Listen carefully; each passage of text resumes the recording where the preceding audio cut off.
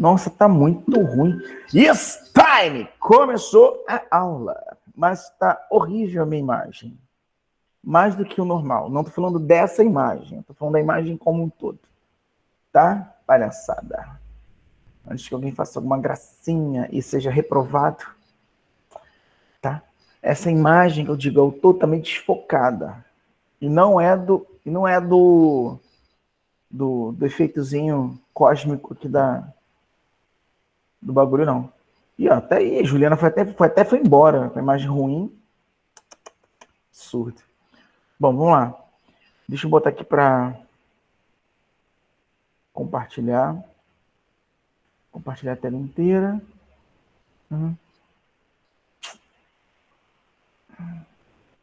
Deixa eu parar de tirar aqui. Acho que é só isso, deixa eu ver. Só um minutinho, criança.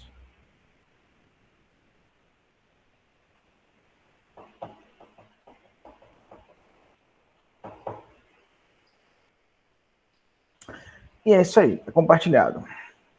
Nossa, tá muito ruim. Tá horrível a imagem. Credo cruz.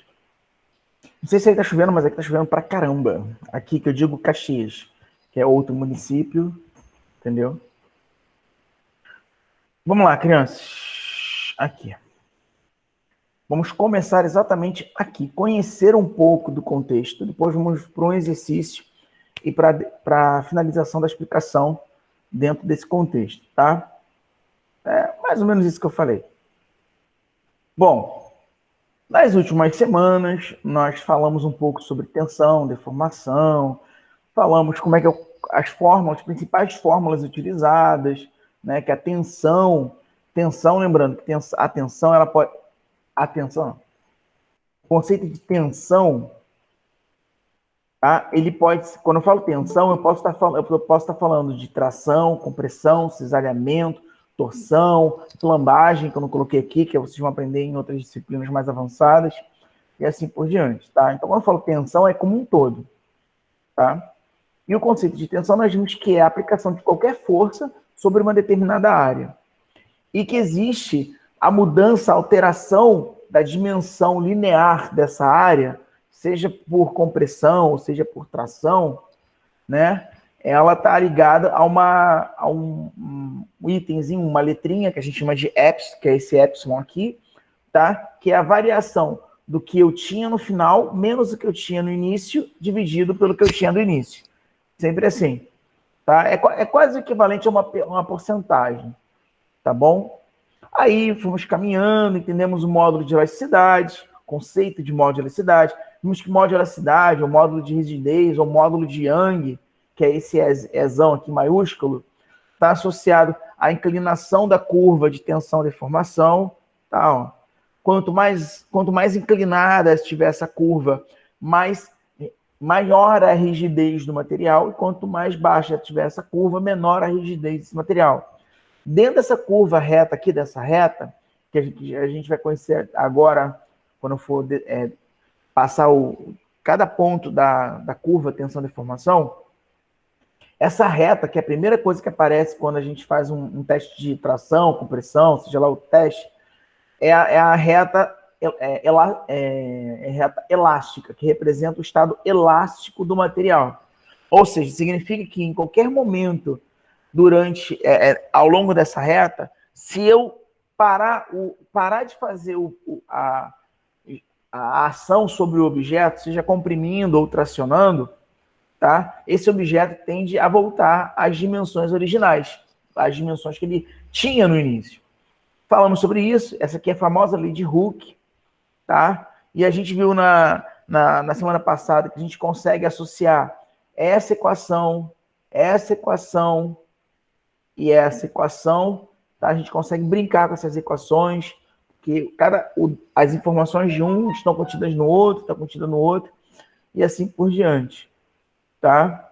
Aí vimos que o mesmo conceito existe para cisalhamento, tá? Isso aqui a gente já conhece, e começamos, então, a ideia, a partir dos ensaios mecânicos com relação à deformação elástica e à deformação plástica. Então, existem alguns pontos muito bem definidos com relação a essa situação da curva, tensão, deformação, tá? E cada ponto desse tem uma informação extremamente importante que vai dizer para você a história desse material ou como ele vai se comportar quando aplicado em uma determinada situação na área da arquitetura, por exemplo, tá? E aí, gente, a gente pode falar de qualquer tipo de material. Óbvio que sempre a gente usa como exemplo os materiais metálicos, porque o metal, como ele é dúctil, ele é maleável o suficiente, você consegue ver ponto a ponto as mudanças que ocorrem naturais em qualquer outro material. Só que no metal, você consegue ver com maior nitidez. Essa curva é fácil de ser compreendida. Já outros materiais, essa curva já não tem essa característica tão bem definida. Então vamos lá. Essa aqui é a curva tensão de deformação. Essa é o desenho clássico que geralmente aparece, tá? Na prova eu costumo fazer um desenho assim, e aí eu peço para vocês desenharem o que está acontecendo em cada ponto da curva, tá? Às vezes acontece.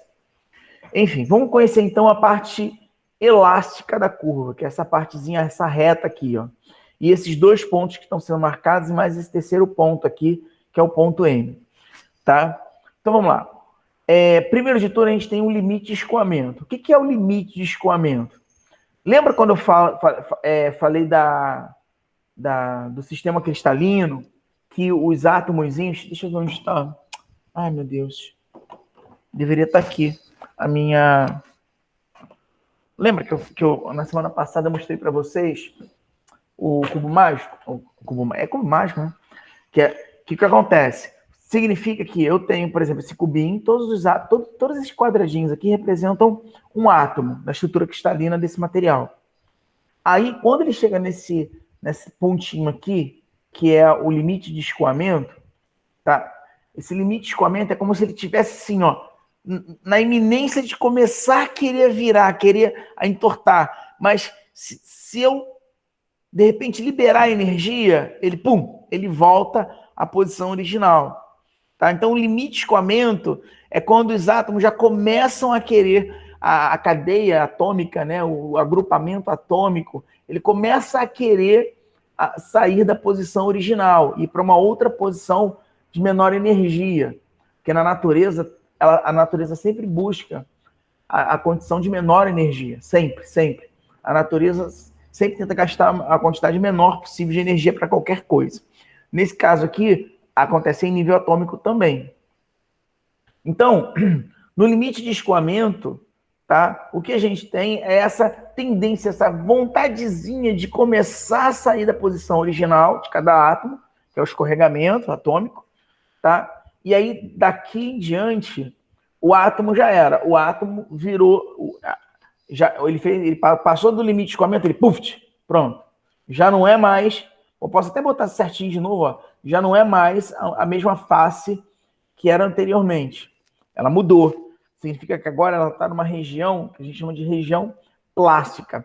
A região plástica, você tem o aumento real do material, né? Ele começa a se alongar homogeneamente, é um alongamento homogêneo, tá? Esse alongamento não é um alongamento abrupto, tá? Ele vai aumentando homogeneamente nessa região que a gente chama de região plástica, e aí, de repente, ele chega nesse ponto aqui, ó, que a gente chama de limite de resistência à atração, tá? O limite de resistência à atração é o máximo que ele consegue sem sofrer nenhuma alteração abrupta. Quando ele passa desse limite de escoamento, ele gera o que a gente chama de empescoçamento. Nós vimos isso no vídeo da semana passada.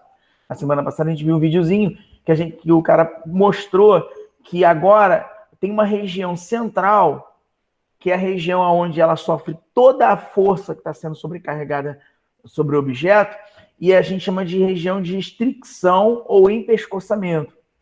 Tá? Aí, meu amigo, aí daí para diante, por mais que eu aplique força sobre esse objeto, a tendência é essa região cada vez mais se afunilando, afunilando, afunilando, até formar o efeito ampulheta e arrebentar. E aí nós temos o final aqui, que é a ruptura, que é a separação em duas partes do elemento. Tá? Então ela tem essa historinha acontecendo aqui durante o processo. Tá? Esse ponto P aqui é o ponto onde eu tenho o regime totalmente elástico. Tá? Já do P ao EG, né? Ou eu acho que aqui geralmente bota G ou bota Epsilon, mas enfim. Que é o limite de escoamento, é aqui onde começa. Ih, caramba, está começando a aparecer um monte de traço agora no. Aqui, sai esse inferno. É o começo daquele movimentozinho. Ele ainda continua, tem característica elástica? Continua, mas ele está tremendo ali para poder mudar. E aí já era. Vamos passar para o próximo tópico aqui. Aí temos lá, ó. Aqui está mostrando para vocês, né, o limite de resistência à tração, que é esse ponto M aqui, onde acontece. Aqui, antes dele, o alongamento é uniforme, e quando passa dele, eu tenho o empescoçamento. Olha que coisa interessante. Vamos fazer uma observação com relação a esse corpo de prova.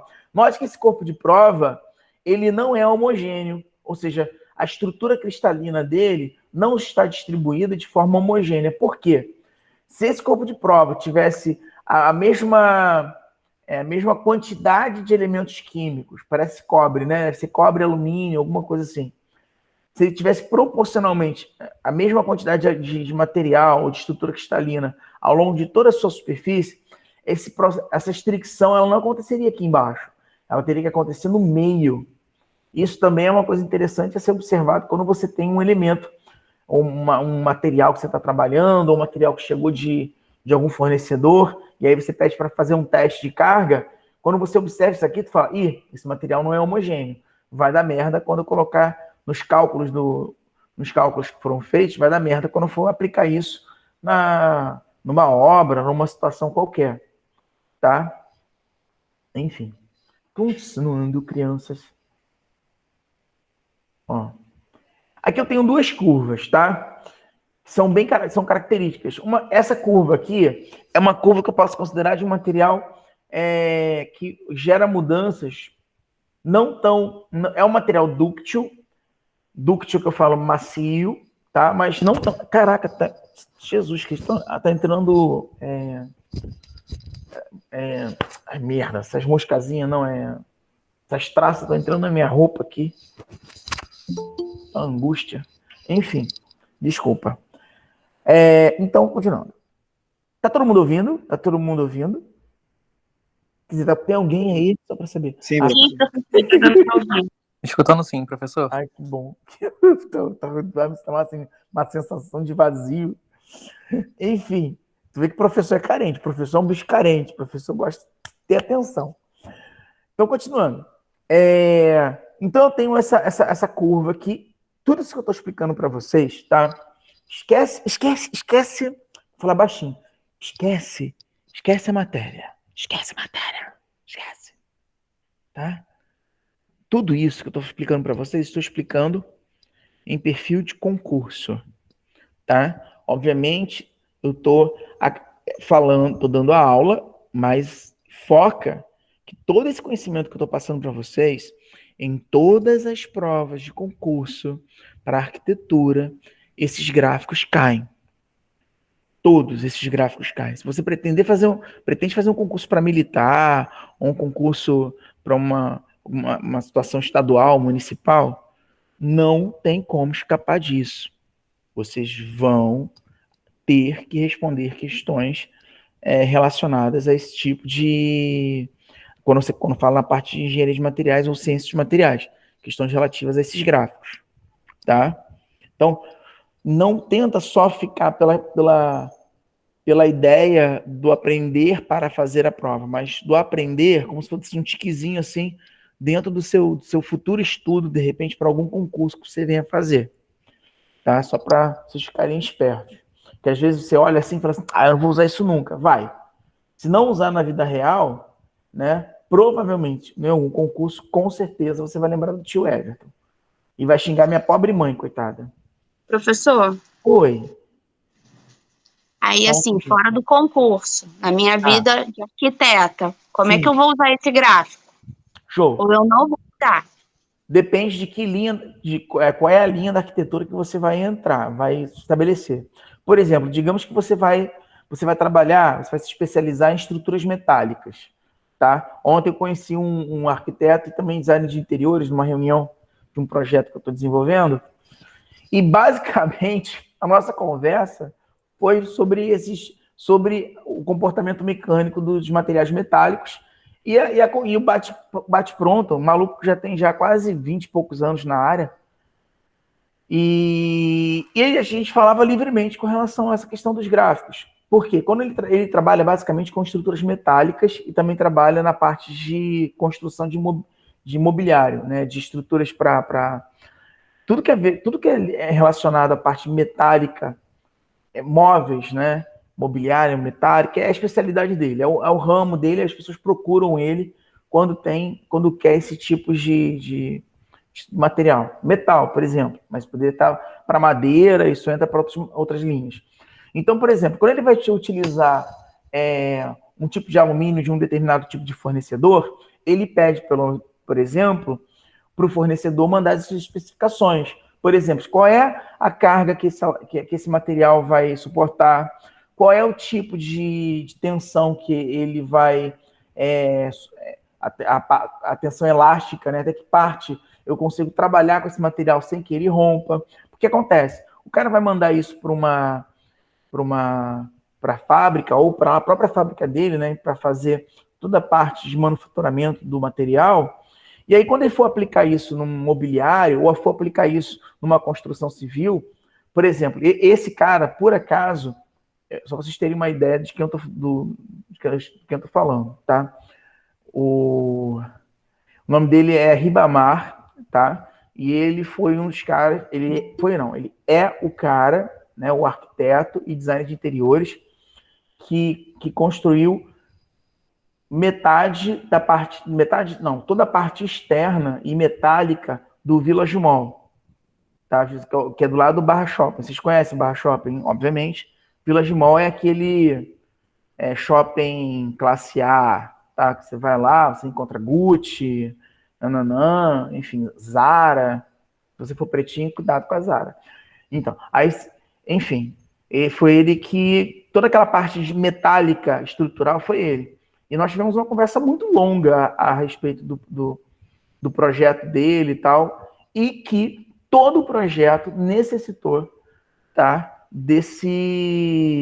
do conhecimento prévio como ocorre a deformação de determinados materiais, principalmente o material que ele utilizou muito, que era o material metálico, tá? E como ele via isso quando ele pedia as planilhas, que quando ele pedia o material, né, para poder fazer uma dobradura, fazer um tipo de projeto, para poder, de repente, esse material se comportar, ser alinhado junto com o vidro, por exemplo, você vai colocar vidro. Esse material vai sofrer deformação, ele vai ficar ao céu aberto. Esse material ele vai sofrer dilatação. Essa dilatação térmica está associado ao regime elástico dele. Quando a temperatura é X, ele vai até um determinado ponto, e quando é Y, ele diminui até um determinado ponto. E aí, se eu colocar vidro ali naquela superfície, para que as pessoas andarem, olharem lá embaixo, ou algo do gênero, né, daquele efeito interessante que geralmente o pessoal gosta muito, se ele não perceber como isso funciona, ele se ferra. O próprio vidro, se ele não entende o comportamento mecânico do vidro, ele não entende qual é a carga, qual é a parte de tração, ou se o vidro vai sofrer cisalhamento, que tipo de cisalhamento ele vai sofrer, como ele vai sofrer, quais são as cargas máximas que esse vidro vai sofrer, que tipo de vidro é esse. Então, tudo isso está ligado a essa parte da área de materiais que vocês estão estudando agora. Na verdade, vocês estudaram até agora, entendeu? Digamos que a ideia não é ser um arquiteto, não estou desmerecendo, é medíocre, sabe? Que vai lá, só desenha AutoCAD e fica vendendo AutoCAD ou Revit. É ser o arquiteto que faz toda a parte metálica de um Village Mall. É isso que eu estou querendo que vocês entendam, tá? Consegui responder? Conseguiu, professor. Show de bola. Então é isso. Eu quero que vocês, todo mundo, virem um Ribamar, tá? Enfim, continuando.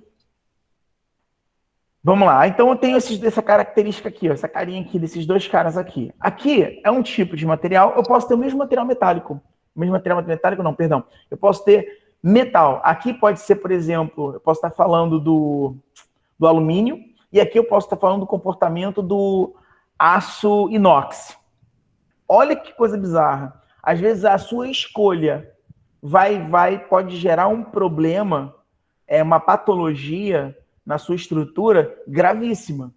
Porque, por exemplo, olha só, você vai lá escolher, pô, eu uso aço inox ou uso esse alumínio aqui recozido, alguma coisa. Pô, o aço inox tem esse comportamento mecânico, o alumínio tem esse. Poxa, aonde eu vou aplicar esses dois materiais? Eu vou aplicar em um lugar que tem bastante movimento, que vai ter muita circulação de pessoas, ou então é só estético. Aí você vai ponderar. Mas para ponderar, não basta só ser bonito. Não, tô pensando que botar tudo em aço inox, TTT, aqui o chão vai ter um CQ de inoxidável, não. Aí, por não conhecer ou não se preocupar, tá? Você está usando, de repente, um material que tem esse tipo de comportamento aqui, que é, por exemplo, que a gente chama de limite de escoamento, aonde o material é igual chiclete, ou aqueles embrulhozinhos de plástico normal, né? Quando você está forçando o plástico, assim, de repente ele afunila rápido, tá? Você logo percebe aquela sensação de fragilidade. Aquilo ali é o limite de escoamento do material. Ou seja, não existe tempo, você não consegue ter tempo suficiente para conseguir corrigir o problema. E pode, de repente, gerar uma falha catastrófica. Tá? Diferente, por exemplo, desse material. De repente, você deixou do aço inox, porque você sabe que o aço inox pode fazer. Isso é um exemplo, tá, gente? Não estou dizendo que é isso que acontece com o aço inox, não. Só um exemplo. Aí estou dizendo, então não vou substituir por aço inox, vou substituir por alumínio. Pô, por alumínio? Por alumínio, caso comece a dar merda, eu tenho como corrigir.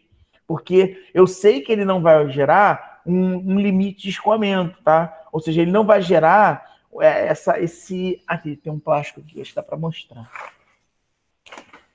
Eita! Aqui, ó, por exemplo, né?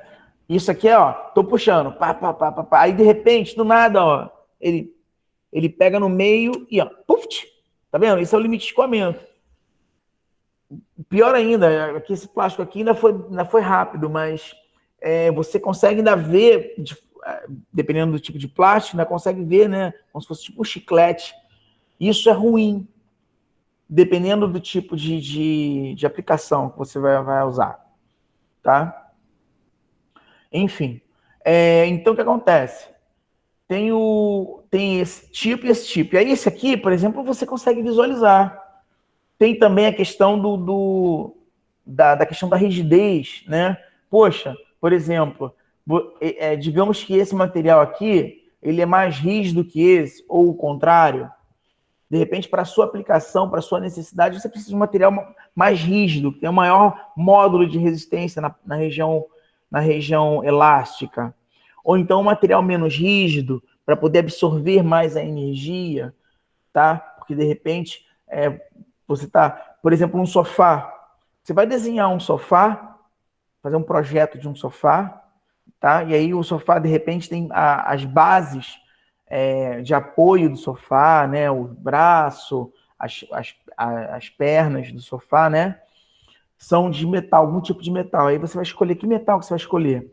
E aí, se você pensa, vou colocar isso num shopping ou numa praça, é um tipo de metal, é um tipo de material que você vai ter que aplicar. Não, eu agora vou aplicar. Na verdade, eu vou usar isso para uma casa. Aí você já pode se dar o luxo de usar outros tipos de metal, mais baratos, talvez, ou mais bonitos, enfim. Aí depende de como você vai brincar. Aí vem o arquiteto, né? Vocês como arquitetos, como vocês vão brincar com essa...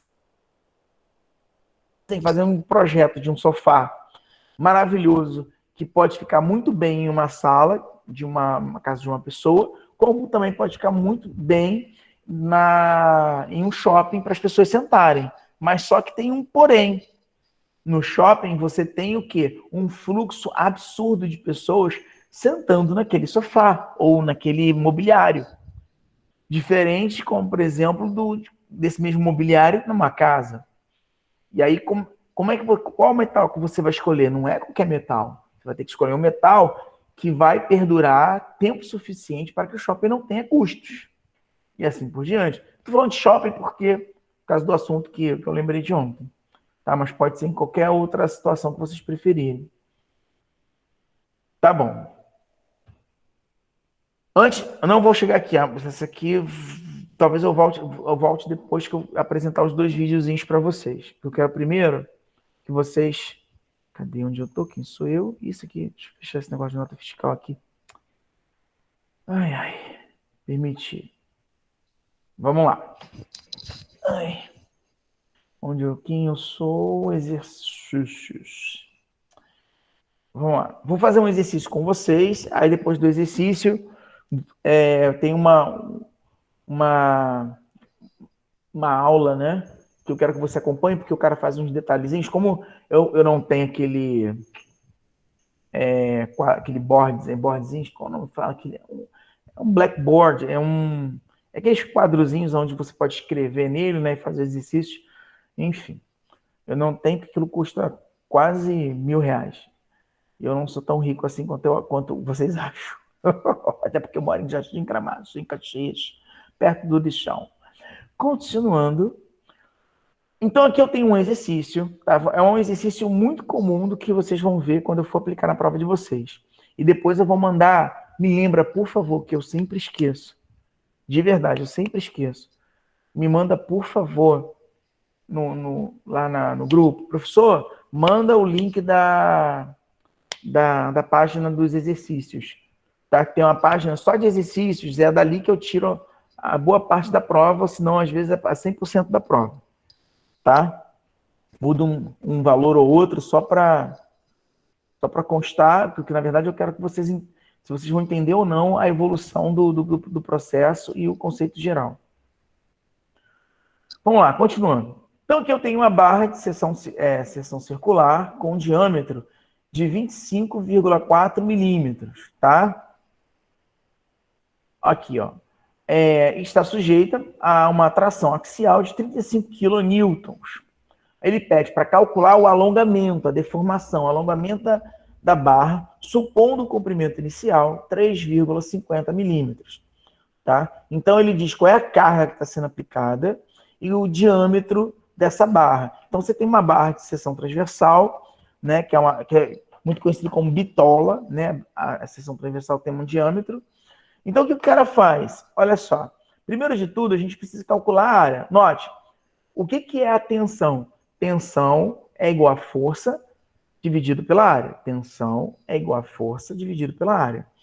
Logo, ele não me deu a área, ele me deu o diâmetro. Se ele me deu o diâmetro, desculpa, eu preciso calcular a área. O que ele fez? Ele pegou π vezes d ao quadrado dividido por 4.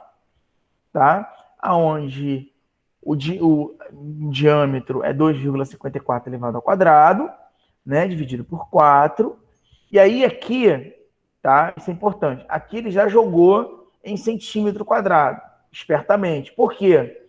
Quando você divide quilonewton com centímetro quadrado, área em centímetro quadrado, você obtém a resposta megapascal. Mas depois eu vou explicar isso com muito mais detalhes para vocês não ficarem só no achismo, tá? Mas vamos lá. Então, ele pegou... Professor, Oi? essa formulazinha que o senhor acabou de falar é daquelas que a gente viu semana passada, né? Foi a área com diâmetro, né? A gente tem a área do círculo como πr ao quadrado, que é mais comum, né? Mas quando ele dá diâmetro, você pode botar πd ao quadrado sobre 4. Tá. Entendeu? Não, mas essa que o senhor falou, a área, a tração é igual... A tensão é igual a força sobre área. Força sobre a área. Essa é da semana passada, não é? Sim, senhora. Peraí. Deixa eu abrir aqui pra gente ver. Só pra te mostrar. Tem aqui, ó. Oh, não, tô passando pra frente, desculpa. A gente tá vendo isso aqui, ó. Tá vendo? Tensão é igual a força sobre área. Tá. O que a gente calculou agora foi a área. Na área. Transversal. A força lá, ele está dizendo que é 35 MPa, 35 kN. O que ele quer é quanto que ele alongou. Quanto que ele alongou? Ele quer esse ΔL aqui, ó.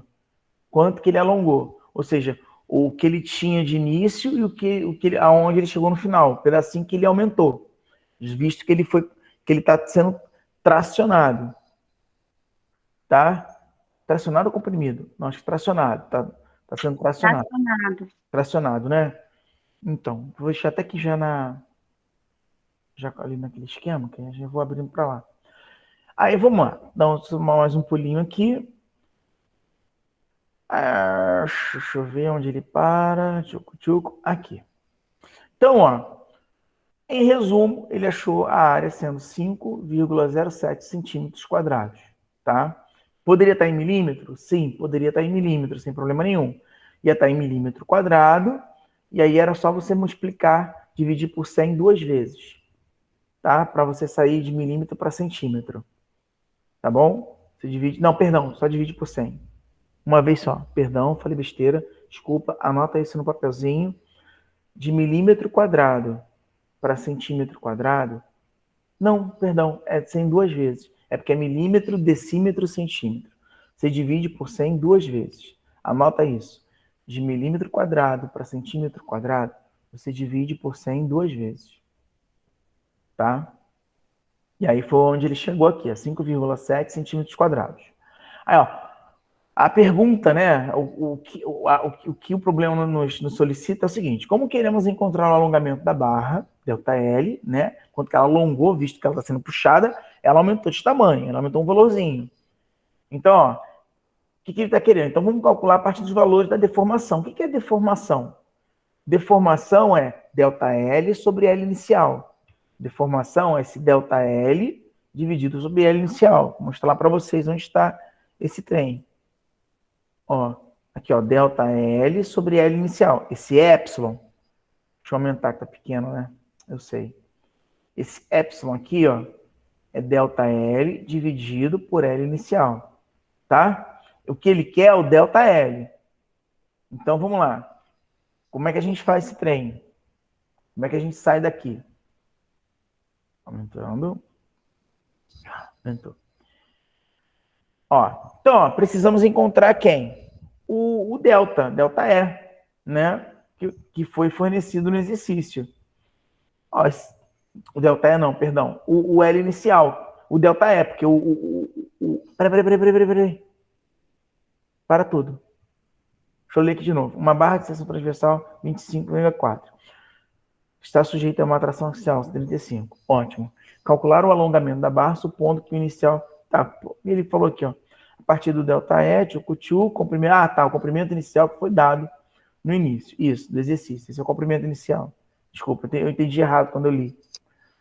Então, vamos lá. Ó, sabemos que para encontrar o valor do epsilon, que é a deformação... Note, a gente não está buscando a deformação. Não é nosso interesse buscar a deformação, tá? Não é nosso interesse buscar a deformação. Não é esse o objetivo, tá bom? Nosso objetivo é buscar o ΔL, o quanto que ele aumentou, e não qual é a porcentagem que ele aumentou. Mas para isso a gente precisa partir da porcentagem para descobrir o ΔL. Aí ele diz, através da lei de Hooke, visto que ele não fala, ele deveria falar no exercício que está na região elástica. Tá? Isso é importante. Tá? Mas nesse caso aqui, a gente pressupõe que o tratamento é na região elástica. Sendo na região elástica, a gente pode utilizar a lei de Hooke. Aí tem uma outra formulazinha que nós aprendemos na semana passada, que foi tensão é igual a módulo de elasticidade, que aqui, ó, quanto mais em pé, mais rígido o material se encontra, quanto mais para baixo, menos rígido é o material, mais maleável é o material. Tá? E aí nós temos, então, que a deformação, aí ele só mexeu, tá? Ele só está mexendo na formulazinha. Ele pegou só esse módulo de elasticidade aqui e jogou aqui para baixo para dividir. Tá bom? E aí ele deixou isolado, ó, o módulo de elasticidade é igual a tensão dividido... Perdão. A deformação é igual a tensão dividido pelo módulo de elasticidade. Ok? Então vamos lá, continuar mais um pedacinho. Deixa eu pular mais um pedaço. Vida que segue. A tensão a gente tem como descobrir, porque a tensão é força sobre área. Show de bola. Lembra? Ó, a gente precisa descobrir o valor da tensão. Um dos itens que nós precisamos calcular aqui. Tá? Então ele pegou a força e dividiu pela área. Quando você tem força em quilonewton e a unidade da área estiver em centímetro quadrado, você já pode colocar direto megapascal. A gente tem gigapascal, megapascal, quilopascal, tá? Que eu vou falar um pouquinho mais à frente. Isso aqui é uma unidade. Mega é porque é 10 elevado a 6. Tá? Giga é 10 elevado a 9. Quilopascal é 10 elevado a 3. Tá? Então, se tiver em quilonewton e centímetro, se essa condição existir, tá? Se essa condição existe, logo o resultado que você obter aqui, você pode já mensurar na unidade correta, que é megapascal. Tá bom? Tá, descobrimos a tensão. Precisamos descobrir outro termo. Deixa eu andar mais um pouquinho. Vamos lá. Ele diz que a tensão é igual ao módulo de elasticidade vezes a deformação. A deformação é igual a tensão dividido pelo módulo de elasticidade. Uma coisa que ele não deu, que ele deve ter dado em algum exercício anterior, que era essa que eu ia falar agora, que por isso eu voltei lá e eu reli, é que ele não deu o módulo de elasticidade, tá? Nesse exercício, ó. Pode ver, onde tem 200 mil aqui, ó? Não tem lugar nenhum, tá vendo, ó? Nada, never. Em nenhum lugar, tá bom? Então, isso aqui é um dado, uma informação que ele deve ter dado em algum exercício ou exposto na hora que ele estava apresentando esse exercício no YouTube, tá? Então, vamos pré-assumir que no exercício foi dado esse item aqui, tá? Que é o módulo de elasticidade. Só para vocês não enlouquecerem depois que vocês forem estudar sozinhos. Isso é para que esse exercício consiga, para que a gente consiga chegar até o final do que a gente precisa, nesse exercício em particular, se faz extremamente necessário essa informação do módulo de elasticidade, tá? Que foi dada logo depois. Bom, continuando. Então ele pegou a tensão, que já está em megapascal, dividiu pelo módulo de elasticidade, que provavelmente também está em megapascal, tá? E aí dividiu um pelo outro, achou essa informação. 3,45 vezes 10 elevado a menos 4. Note, a gente não quer a deformação, a gente quer o alongamento, que é o ΔL. Então a gente tem que lembrar da formulazinha. Deixa eu diminuir aqui para vocês lembrarem da formulazinha. Aqui a formulazinha. Fórmula o epsilon é ΔL sobre L0. Então, ó, eu posso pegar esse L0 aqui, ó, que está dividindo, e jogar para cá multiplicando. Então, o ΔL vai ser o epsilon vezes L0. Ih, professor, não entendi não. Vamos lá, então, ver no exercício aqui para ver que vai estar montado. Abre, tem. Abriu esse trem. Aqui, ó. Tá vendo? Esse L0 aqui, ó, estava aqui embaixo. Aí ele jogou para cá multiplicando. A deformação eu conheço, que acabei de fazer a conta agora, 3,45 vezes 10 elevado a menos 4. E esse L0 foi dado no problema, 3,50 metros. Professor, mas eu fiz os cálculos todos aqui em centímetros, que é uma pergunta clássica para quem está prestando atenção. Eu já respondo. O módulo de elasticidade, ele é adimensional, ele não tem unidade. A princípio, você pode colocar ele como um fator de porcentagem, tá? Caso você queira. Mas ele é adimensional. Note, ó, que aqui ele tem unidade, a área, ó, centímetro quadrado, a tensão tem a unidade, megapascal, mas aqui, ó, a deformação não, tá? Não tem nenhuma unidade aqui do lado. Enfim. Continuando. Então, por isso que eu, voltando à pergunta, é por isso que, mesmo aqui, a unidade estando em metros, não preciso fazer nenhuma alteração, não preciso passar para centímetro, não preciso passar para unidade nenhuma. Só se você quiser achar necessário. A princípio, pode deixar em metros. Você vai pegar a deformação, que é um dado, uma informação que a gente já coletou, já fez, multiplica por 3,5 ou 50, tanto faz, E aí você vai achar 0,00121 metros. Aí, já que é metros, ele multiplicou por 1000. Quando ele multiplica por 1000, ele vai para milímetro. Ó, ele andou 3 casinhas. 1, 2, 3. Aí ficou 1,21 milímetro, tá? Aí ele multiplica por 1000. Quando a vírgula anda para a direita, você multiplica. Para a esquerda, você divide. Para a direita, multiplica. Para a esquerda, divide. Tá? Aí ele achou isso aqui. Teoricamente, né, acabou. Aí ele achou lá o valor, que é 1,21 milímetros. Ou seja, para aquela força aplicada, para o módulo de elasticidade do material, tá? E para o tamanho inicial que ele tinha, e a seção transversal, você vai provavelmente ter uma deformação de 1,21 milímetros. Deformação essa que, se você liberar essa força aqui de 35 quilonewtons, ela retorna, tá? Note, esse é o ΔL. Significa que o L final é o que ele tinha mais o que ele cresceu, o que ele aumentou. Significa que se você liberar essa força de 35 quilonewtons, ele retorna, esse aqui zera, e ele retorna ao tamanho original. Isso zera e ele retorna ao tamanho original. Por quê? Porque esses cálculos que nós estamos fazendo é utilizando a lei de Hooke, aonde nós estamos na região elástica e não na região plástica. Na região plástica, deformou, bebê? Deu ruim. Só se for algo premeditado, algo que você realmente queira. Aqui, ó, outro probleminha clássico de prova que eu passo para vocês. Agora eu vou deixar o maluco falando, que aí fica mais fácil, eu posso parar ao longo do passo a passo. Gente, abre o áudio se você não estiver entendendo qualquer passo. Por mais que você ache que seja algo boçal, não é, tá? Não é. Provavelmente é a dúvida que talvez outras pessoas possam ter ou terão quando forem ver esse vídeo, tá? Não tenha vergonha, pode abrir o áudio e perguntar. Vou andar mais um pouquinho, vou deixar rodar, tá? Tensão atuante na barra e letra. Aqui ele dá o módulo de elasticidade, tá, gente? Ó, aqui ele deu o módulo 20 mil, não, 250 mil megapascal, tá? Se ele quisesse, ó, ele andava 1, 2, 3 casas, ele botaria gigapascal aqui, tá? Se ele quisesse. A dele é 250 gigapascal. Vamos lá.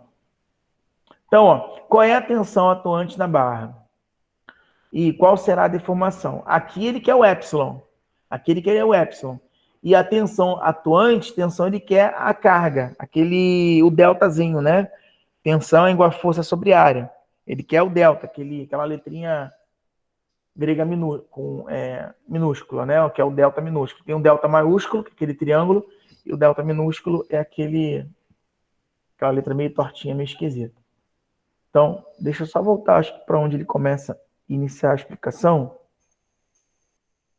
que deve ser mais ou menos aqui. De 35 kN, 1,21 milímetros, que é o que já está aqui, certo? Bom, agora sim, o segundo exercício, né? O que eu tenho que fazer aqui, ó? Uma barra de aço de 12,7 milímetros de diâmetro suporta uma carga de 7.000 quilos. O módulo de elasticidade... Isso é massa. O que acontece? Você quer calcular força, você vai precisar tensão é força sobre área. Força sobre área. Então já pensa logo. Se eu tenho diâmetro aqui, ó, já consigo calcular a área. Se ele me deu a massa do objeto, eu tenho como calcular a força. Porque é só multiplicar pela gravidade. Massa vezes a gravidade, você já tem a força. Então você tem força e tem área. Então você já consegue calcular a tensão. Tá? E na segunda situação, você vai utilizar a outra fórmula, que tem módulo de elasticidade. Visto que quando você calculou a tensão aqui, você consegue calcular a deformação aqui sem precisar saber o comprimento inicial ou final.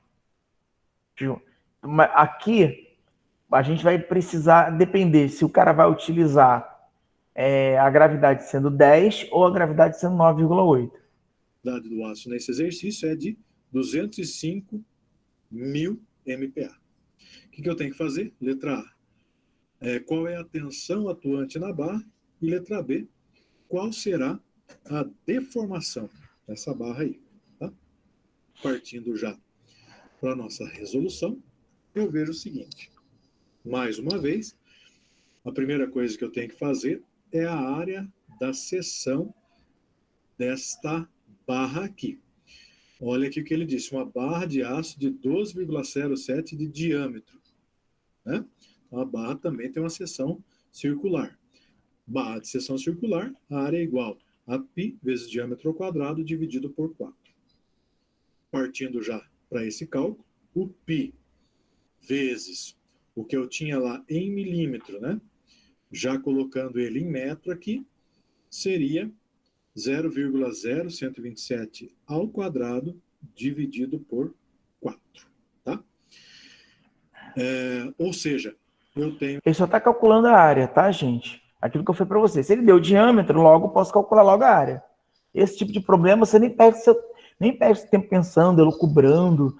Não, já pega logo e já vai logo. Aqui um valor de 1,27 vezes 10 a menos 4 metros quadrados. Tá?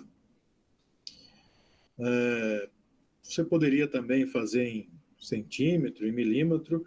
Em milímetro não tinha problema nenhum, tá? Mas aqui...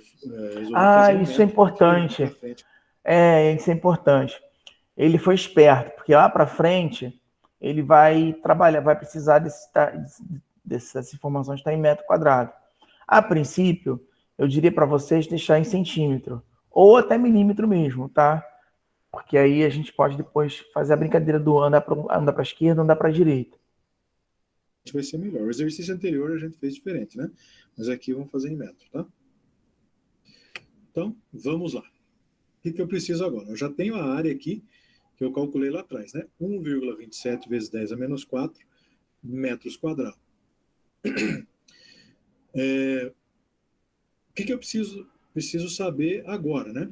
Se eu olhar ali em cima, ó, veja bem, essa barra ela suporta uma carga de 7.000 quilogramas, certo?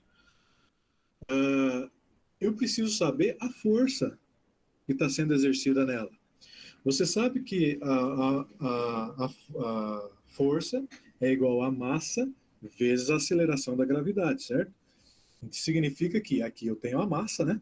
Que é de 7.000 quilos, vezes a aceleração de gravidade, ok? Aquilo que eu falei para vocês, tá vendo? Ele botou 9,81. O problema tem que dizer para você se é 10 ou 9,8. Nesse caso aqui ele botou até um pouco, com duas casas, 9,81. Tá bom? Então, vendo aqui já na frente, né? 7.000 quilos vezes 9,81, que foi o que eu considerei como aceleração da gravidade aqui, né? Nesse exercício, eu obtive um valor de força igual a 68,67 ou 670 quilonewtons.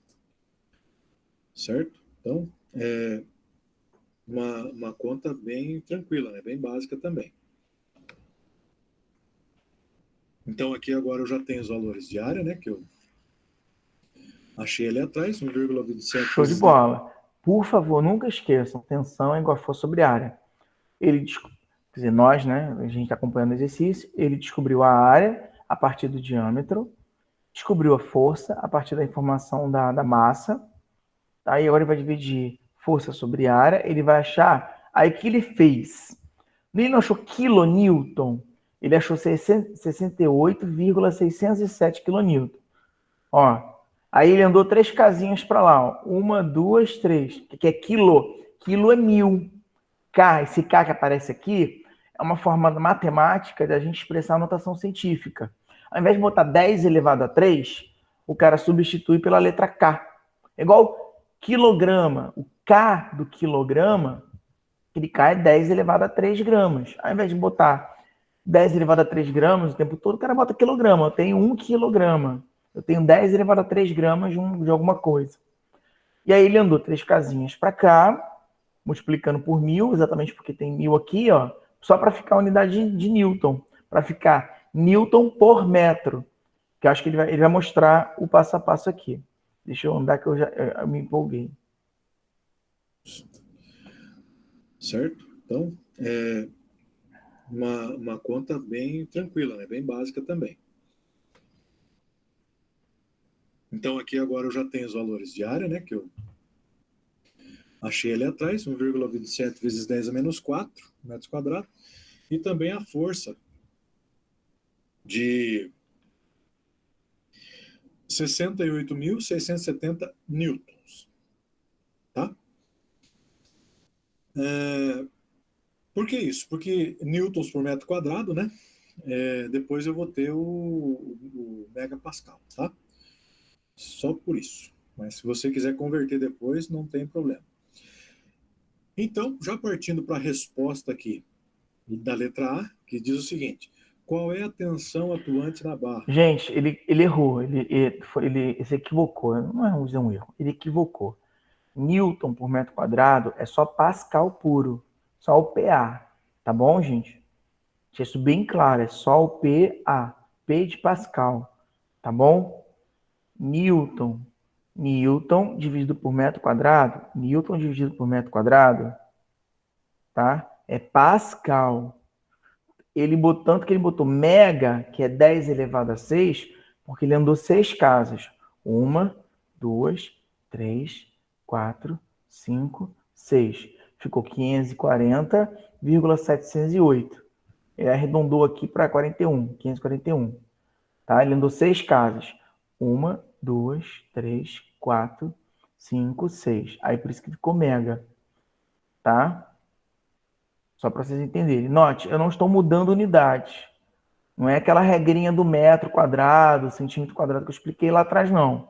Aqui a regrinha é de notação científica. Notação científica, se eu ando para a esquerda com a casa decimal, eu vou aumentando a minha notação científica. 10 elevado a 1, 10 elevado a 2, ó. 10 elevado a 1, 10 elevado a 2, 10 elevado a 3, 10 elevado a 4, 10 elevado a 5, 10 elevado a 6. 10 elevado a 6, a nomenclatura na matemática que o pessoal gosta é o mega, o M maiúsculo. Tá? A pessoa quisesse continuar, 10 elevado a 7, 10 elevado a 8, 10 elevado a 9. Aí daria 0,540. O 9 é giga, aí seria um G aqui. Não seria uma resposta tão elegante. Né? Fica 0,541 gigapascal. Geralmente não é uma resposta muito utilizada porque não é elegante. É sempre legal ter alguma coisa antes da vírgula. Tá? Então, por isso que ele optou por 541 e manteve o mega. Tá? Respondendo aqui, atenção atuante, que é a resposta da A. Ele respondeu a letra A. Agora vamos para B. Tensão é igual a força sobre área, né? Eu já achei a força e achei a área, é só eu dividir um pelo outro. 68.670 dividido por 1,27 vezes 10 a menos 4. Ou seja, olha o valor que eu vou achar aqui, ó. 540.708.661 newtons por metro quadrado. Ou seja, se eu fosse colocar em Pascal, ia dar mais ou menos 541 mil Pascal, né? Transformando para megapascal daí, porque o 540,7, né? Eu já joguei direto 541 megapascal, majorando o resultado, tá? Então, já posso considerar que a resposta da letra A aqui é 541 megapascal, certo? Partindo agora para o B, qual será a deformação? Então, vamos ver aqui. A deformação. Como é que eu posso fazer a deformação dessa barra ali? Como é que eu calculo isso? Então, a tensão é igual ao módulo de elasticidade vezes o alongamento unitário, né? Veja. Note, a gente está usando essa fórmula aqui, ó. Tensão é igual a modularidade vezes epsilon, tá? Então, ó, ele pegou o módulo de elasticidade jogou para baixo, tá? Eu teria feito diferente, tá? Eu teria feito diferente, porque, olha só, presta atenção. Se a tensão é módulo de elasticidade vezes epsilon, e, peraí, a tensão também é força sobre área, eu poderia igualar as duas. Módulo de elasticidade vezes epsilon igual a força sobre área. E aí eu não precisaria fazer esse cálculo aqui da tensão, entendeu? O processo aconteceria mais rápido, tá? Deixa eu só andar aqui um pedacinho para a explicação que ele passa. A tensão é igual ao módulo de elasticidade vezes o alongamento unitário, né? Veja que, arrumando essa fórmula, né, eu acho aqui a deformação, que é o que eu quero, né? Ele isolou, né? O que ele barra, quer, ele isolou o que ele quer, ele pegou isso aqui e jogou para baixo. Mas, se eu só substituísse os valores aqui, tanto faz. Você podia substituir o valor aqui da tensão e do módulo de elasticidade, depois dividir um pelo outro. Tá? Aqui ele só organizou para ficar mais fácil para entender. Trabalhar com as letras fica mais fácil de você contextualizar o que está acontecendo. Se você está jogando números, às vezes se enrola e acaba fazendo besteira. Ele dividiu 541 por 205 mil. Preste bastante atenção, por favor. De verdade, preste bastante atenção. Eu não sei o que acontece, não é só na arquitetura, não. Na engenharia também e em outros cursos. Por algum motivo esotérico, algumas pessoas acham que o número maior tem que ficar em cima e o número menor tem que ficar embaixo. Tipo assim, joga todo o ensino de matemática no lixo de todos os anos da sua vida e comete esse erro absurdo. Não existe isso. A regra é, se é tensão sobre módulo de elasticidade, não importa o valor da tensão e não importa o valor do módulo de elasticidade. Tem que ficar dentro da ordem que foi estabelecida aqui, tá? Que vocês me perguntaram, professor, mas não é o maior que fica em cima? Eu falei, gente, queria descobrir quem é esse professor, em que momento da vida dessa criatura que falou isso. Eu quero estrucidar, essa pessoa precisa ser eliminada do mundo. Thanos tem que pegar a luva e falar assim, vai, professor, some, não exista mais. Porque ele estragou várias pessoas por causa disso. Enfim. Então, respeite. A tensão é em cima, a módulo de elasticidade é embaixo, então não importa o valor da tensão, coloque o valor dela e, consequentemente, módulo de elasticidade. Aí ele fez o cálculo. Ele achou milímetro por metro por metro. Eu posso transformar isso aqui em metro, se eu quiser, tá? Transformar em metro, eu vou ter que dividir por 1000, porque milímetro para metro, né? Eu divido por 1000. Aí vai ficar 10 elevado 2,64 vezes 10 elevado a menos 3. Menos 3 porque dividir por 1000. Aí vai ficar metro sobre metro. Eu não sei se ele explica isso. Por quê? Porque o módulo de elasticidade, o módulo de deformação, né, ou deformação unitária, ele é adimensional. Ou você pode deixar milímetro por metro. Não está errado. Vocês vão encontrar em prova de concurso, em alguns dados e informações que são recebidas através de fornecedores, milímetro por metro. Também você pode deixar aqui, não vai estar errado, tá? Não é assim, meu Deus, tem que ser adimensional. Não necessariamente. Você pode só mexer aqui e cortar, e aí vai ficar dimensional.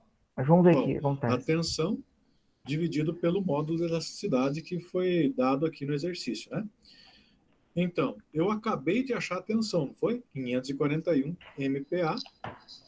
Eu divido esse valor de 541 dividido pelo 205 mil MPa, que eu achei que o próprio exercício me deu como módulo de elasticidade desse tipo de aço aqui, tá? Então, 205 mil, né? 541 dividido por 205 mil. Então, eu já entendo que o valor que eu posso achar é de 2,64 milímetros por metro de deformação. Certo? Então, esse daqui é a resposta já da B. E qual será a deformação? 2,64 milímetros por metro. Tá? Professor, Oi. isso por significa favor. que a cada metro ele deforma 2,64 milímetros? Perfeito, isso aí. Se fosse 10 metros, isso aí só você multiplicar por 10. Por 10. Isso. Se fosse, sei lá, 5 metros, assim, aí você tem uma previsão de quanto que ele vai deformar. E essa previsão, dependendo do tipo de projeto que você está desenvolvendo, você tem uma ideia se é possível ou não. Entendeu? Pô, eu sei que se eu colocar isso aqui, essa estrutura dentro dessas condições, colocar aqui nesse projeto, pô, tem 10 metros de vão, 20 metros de vão. Opa, esse meu espaçamento tem que ser sempre uma ordem de grandeza menor ou maior que 2,64, dependendo do que você estiver trabalhando. Por quê? Porque aí você tem uma distância ou uma distância de conforto, né, para trabalhar. Pô, você tem 20 metros de comprimento, né, essa estrutura. Opa, mas eu sei que a cada metro ela pode vir a deformar 2,64 centímetros. Então, 20 vezes 2,64 centímetros vai dar 5, blau aí, 5? 50, né? 50, tanto, quase 60, quase 60, né? Se eu não me engano, enfim, 50, tanto milímetros, tá? Aí tu, opa, 50, será que eu tenho o espaçamento necessário para mais ou para menos, para poder não gerar nenhum tipo de patologia, não gerar nenhum tipo de problema mais à frente para o meu cliente? Aí é a hora que você começa a pensar, entendeu? Assim Essa aí é a lógica das juntas de dilatação, da ponte. Perfeito, exatamente. É a lógica da junta de dilatação da ponte. Isso aqui como tensão aplicada, mas também tem a fórmula, tem uma fórmula de deformação com ajuste de temperatura. Dependendo se for um local aberto, digamos, quando é um lugar fechado, uma galeria, uma situação onde contém um controle atmosférico, você pode usar isso aqui facilmente.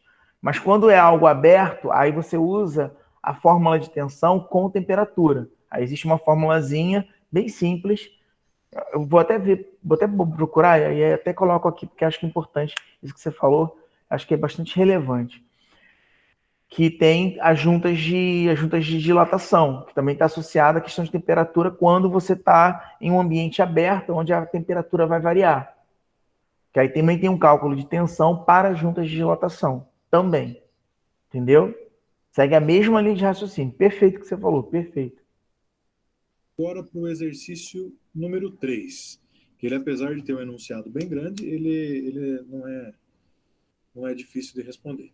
Então ele diz assim, ó, fios de um aço carbono com área de seção transversal nominal de 62,9 milímetros quadrados são utilizados para a fabricação de peças pré-moldadas de concreto protendido. Presta atenção. Então, 62,9 milímetros quadrados. Aí isso já é a área da seção transversal. Então, bota lá. A é igual a 62,9 milímetros quadrados. Show. Concreto protegido.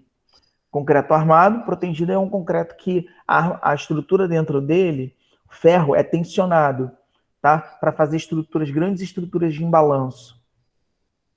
Continuando, vocês vão estudar isso mais à frente. Nessas peças, a armação de fios de aço é pré-tensionada, ou seja, tracionada, né? Respondeu. Antes de ser imersa na matriz de concreto. Já na frente tem... Só rapidinho. Não sei se vocês já viram algumas estruturas belíssimas, que até os arquitetos costumam geralmente desenhar, botar um projeto de um lago ou um espelho d'água embaixo, e aí é uma estrutura que o prédio em si, né, ele é comprido, só que ele é pendular, tá grandão assim, às vezes eles desenham um cubo assim, geralmente são são museus, são estruturas mais na área artística, né, que envolve o conceito artístico, e as pessoas podem entrar, enfim. E é bem legal que dá aquele efeito estranho, aquela sensação esquisita de, cara, como é que esse negócio ali enorme aquela estrutura absurda não cai, né? É exatamente através do concreto protendido, porque tem barras de aço ali dentro que estão posicionadas de tal forma que elas estão sendo tensionando a estrutura. E ela tensiona, lembra das aulas anteriores? Não sei se foi com vocês, que a gente tem o negativo e o positivo. Então, a gente também trabalha com essa questão do negativo e positivo nas estruturas, quando você, na parte de tracionar dentro do concreto. Então, o concreto, ele é concretado, o concreto é produzido, e ao final, eles deixam uma ponta do ferro para fora e usam máquinas ou mecanismos para poder tensionar. E aí você tem aquele efeito visual incrível, né, de estruturas pendulares assim, enormes. E você diz assim, ué, esse troço não cai. Exatamente com esse conceito de concreto protendido. Tem um desenho ali que vocês também já viram, né, para a gente entender melhor. Depois que o concreto é adicionado e endurece, a tensão na armação de aço é retirada. Que eu acabei de falar agora. O aço sofre recuperação elástica e comprime o sistema todo. Viu como é que é inteligente o processo? A resistência mecânica do conjunto, pois mantém o concreto sob um esforço de compressão.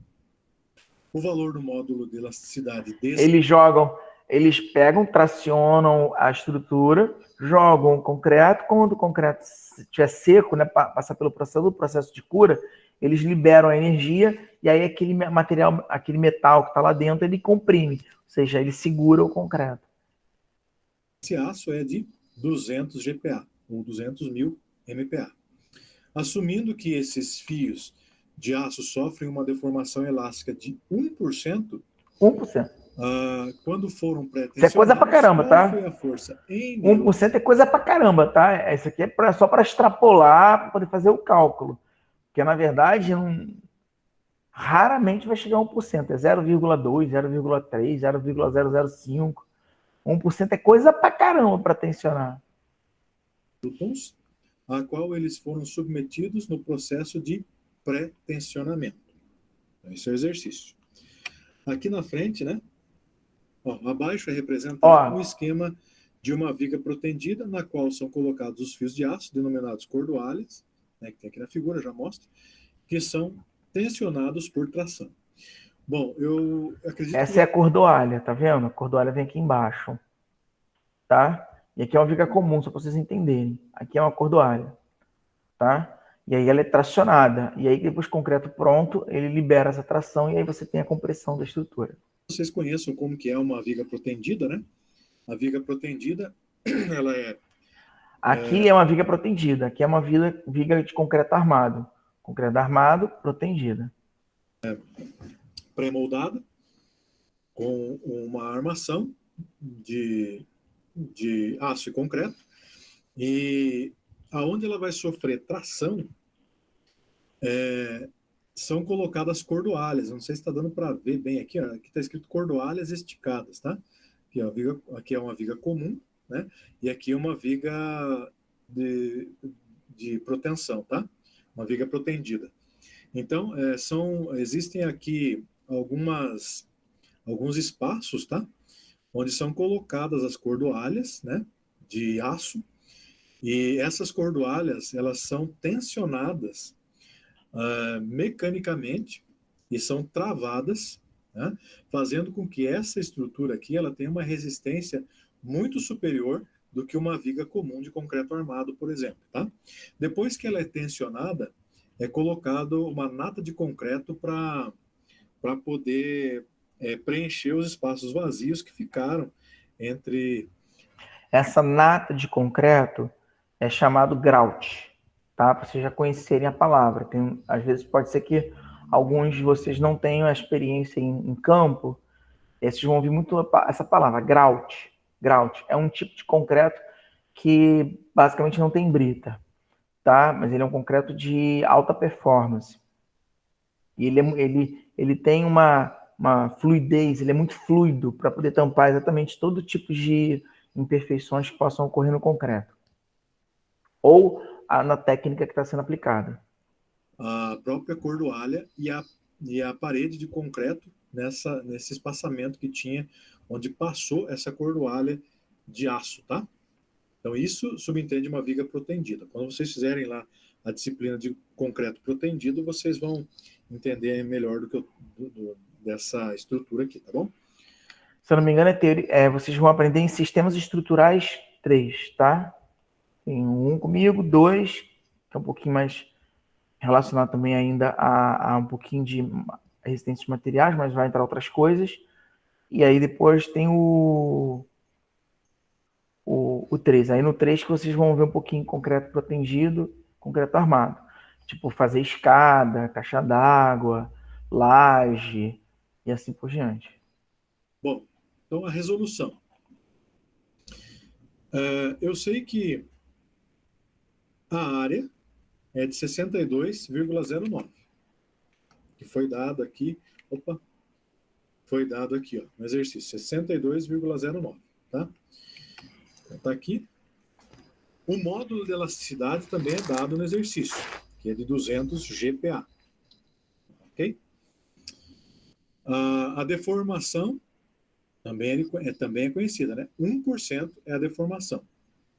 Esse 1% ele corresponde ao quê? A uma deformação de 0,01 milímetro por milímetro. Cara, tanto faz, milímetro por milímetro, metro por metro, centímetro por centímetro. Isso aqui foi uma informação desnecessária. Era basicamente ele botar 0,01, que é o equivalente a 1%. Tá? É 1 sobre 100. 1% é 1 sobre 100. 1 dividido por 100 é 0,01. Se é milímetro por milímetro, centímetro por centímetro, pouco importa. Tá? Ok? O que corresponde a 1%, né? De deformação, tá? É só fazer o cálculo, dividir um pelo outro, e você vai ter isso daqui. Como é dito que os fios de aço são tracionados dentro da região de deformações elásticas, vale a relação abaixo, né? Então, aquela equaçãozinha que a gente já está acostumado, né? Porque eu quero achar a tensão, né? Deixa eu voltar lá no exercício. Cadê aqui? Cadê aqui? Já achamos o valor do módulo, assumindo esses fios. Olha aqui, ó, em newtons. Qual foi a força em newtons, a tração a eles submetidos no processo de pré-tensionamento? Então, é isso aqui que a gente quer, né? Ele quer força.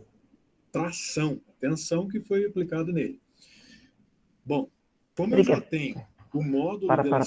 Ele quer força ou ele quer tensão? Ó, qual foi a força em newtons? Tá, tudo bem. Ele vai achar tensão. Quando ele achar tensão, ele vai pegar aquela fórmula da força sobre área e vai aplicar ali para achar força. Tá? É o caminho que ele está indo. Metidos no processo de pré-tensionamento. Então, é isso aqui que a gente quer, né? A tração, a tensão que foi aplicada nele. Bom, como eu já tenho o módulo de elasticidade de 200 GPa e eu tenho a deformação dele, né? De 0,01, é só multiplicar um pelo outro, que eu tenho 2 GPa, 2 gigapascal de tensão aplicada. Ou, se eu quiser fazer em newtons por metro quadrado, 2,10 a nona newtons por metro. Tá 109, aqui é 10 a 9, tá? 10 a 9, tá? Bom, continua. Aí, sim, ele quer força. Não, a gente não pode perder o caminho da brincadeira. Ele quer força. Força sobre área. Logo, a tensão ele descobriu lá no exercício, descobriu, e aí ele partiu para outra fórmula que tem tensão também, que é força sobre área. Aí ele pegou, agora ele vai pegar essa área, vai jogar para lá multiplicando. Note que ele já tinha, o problema já deu o valor da força da área, e ele achou o valor da tensão. E aí ele vai pegar e vai multiplicar esses dois, né? Ó. Logo, quando ele multiplicar esses dois, ele vai obter a força que está sendo aplicada. Continuando daí o exercício, né? Assumiremos, idealmente, que a tensão de tração é aplicada de forma perfeitamente perpendicular à seção transversal dos fios de aço. Bom, a tensão é igual, portanto, à força aplicada dividida pela área da seção transversal dos fios. Ou seja, calculando aqui, né? A tensão, que é igual a força sobre área, ou seja, a força é igual a tensão vezes a área, né? A tensão foi o que a gente achou agora há pouquinho, né? Aqui. Então, eu multiplico a tensão que eu encontrei, 2 vezes 10 a nona, vezes a área que o exercício me deu, né? Note que aqui está em milímetro quadrado. O que ele fez? Como a tensão está em newton por metro quadrado, ele transformou esse milímetro em metro. Lembra que eu falei em milímetro e metro? Aqui, ó, ele pegou de milímetro quadrado para metro quadrado, é 10 elevado a 6, tá? Porque é 1000, tá? 10 elevado a 6. Então ele pegou milímetro quadrado para metro quadrado, ele botou 1000. Que é 1000 não, perdão, 1 milhão, né? Que é 1000 vezes 1000, tá? É como se ele tivesse dividido. 10 elevado a menos 2, elevado a menos 2, elevado a menos 2. 3 vezes. Porque é milímetro, milímetro onde ele está. É centímetro, decímetro, metro. Tá? Voltando às casinhas lá das unidades. Tá? Milímetro onde ele está. Então ele vai para decímetro, centímetro e metro. Então, ó, aí quando você está andando para metro, andando para a esquerda, né? Para vocês, não sei se está espelhado. Então, é 100, 100, 100. Então, 10 elevado a 2, 10 elevado a 2, 10 elevado a 2. Então, dá 2 mais 2 mais 2, dá 10 elevado a 6. Só que é negativo, porque você está andando para a esquerda. Por isso que está negativo aqui. Tá? Para vocês entenderem. Aí a unidade passou para metro. Então, foi 2 vezes 10 elevado a 9. 9 por causa da unidade que foi encontrada aqui. Não. Aí ele pegou 10 elevado a 9 e 10 elevado a menos 6 diminuiu do 10 elevado a 3. É 1000, né? E aí ele multiplicou isso aqui e achou esses dados.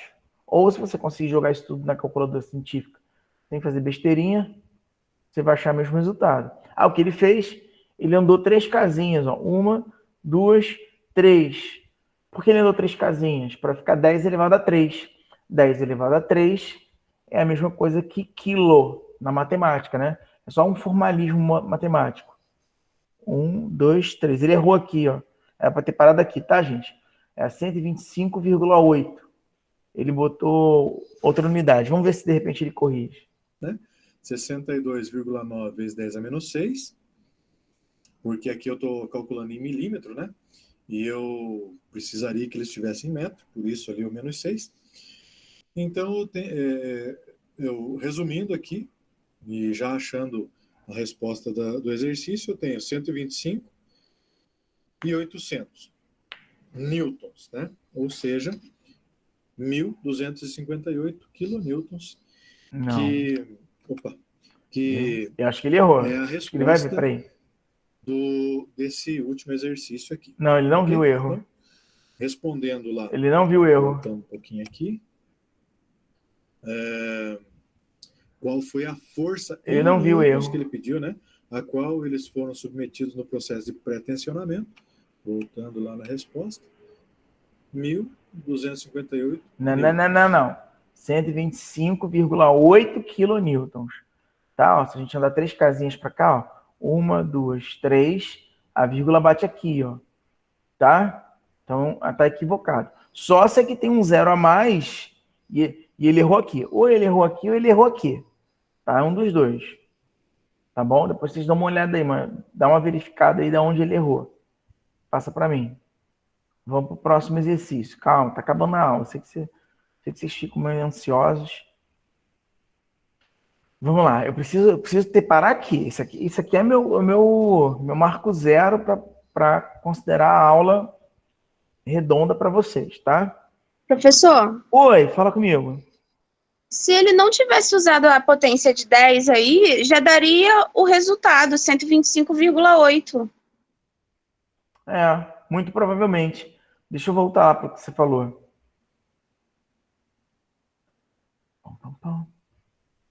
Se ele não tivesse usado esse 10 elevado a 9, esse 10 elevado a menos 6...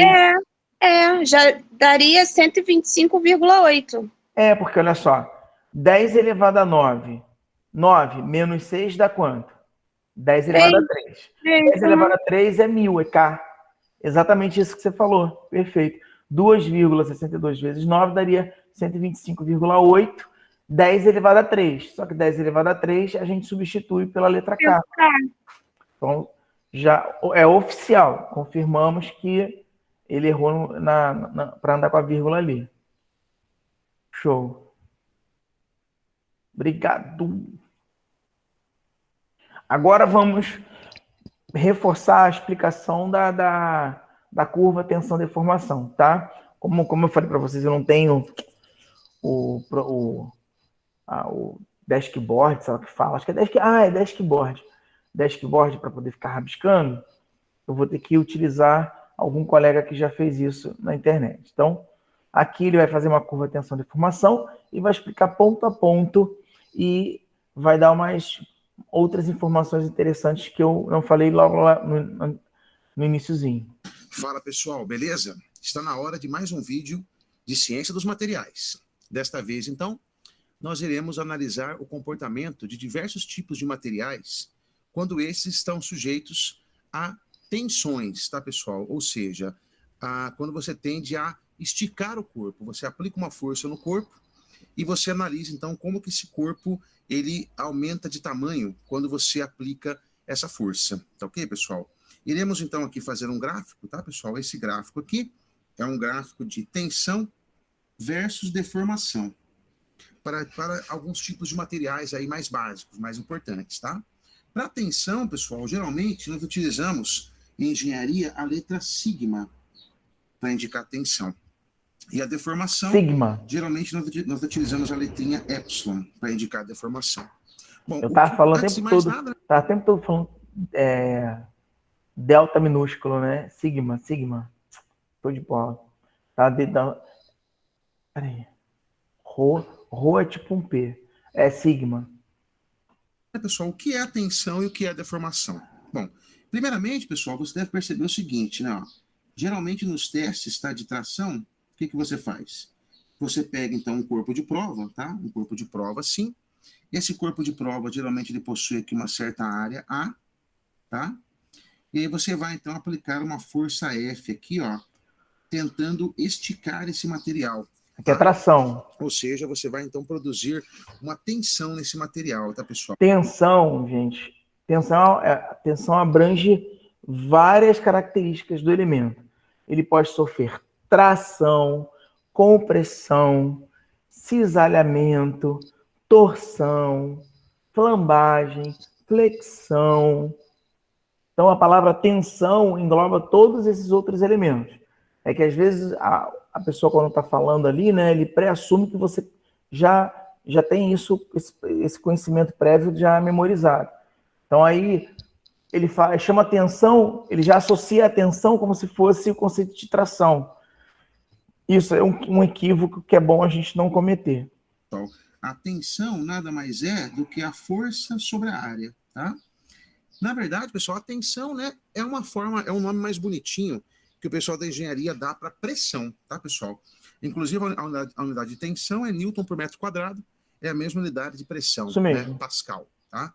Força sobre a área. Muito bem. E aí, o que vai acontecer, pessoal? Quando você aplica essa força, né, nessa área, o que vai acontecer, pessoal? Esse material, então, aqui ele vai esticar, tá, pessoal? O quanto que o material estica é o ΔL. Se você pegar o ΔL e dividir pelo tamanho inicial do material, você vai ter, então, o epsilon, que é a deformação. São as duas fórmulas básicas. Tem aquela terceira, que é a lei de Hooke. Bem, pessoal, e aí? O que vai acontecer, então? Quando você pega um material, né, e faz um ensaio de tensão, um ensaio de tração, como esse que a gente vai ver agora, tá? Cada tipo de material se comporta de um jeito, tá bom? Vamos começar primeiro tentando entender como que um metal típico se comporta, tá? Então, o que vai acontecer, pessoal? Vamos começar, então, primeiro fazendo uma curva para o metal, tá? Então, o metal típico, pessoal, ele se comporta assim, ó. O gráfico tensão, deformação começa assim, pessoal, ó, uma reta, tá? Ou seja, né? Conforme você aumenta a tensão, conforme você aumenta a força, o corpo vai esticando cada vez mais, tá? Tensão e deformação são grandezas diretamente proporcionais, tá? Inclusive, tá, pessoal, olha, o coeficiente angular dessa reta aqui, ó, tá? Se você pegar aqui, né, o nosso delta sigma e dividir pelo nosso delta epsilon, tá?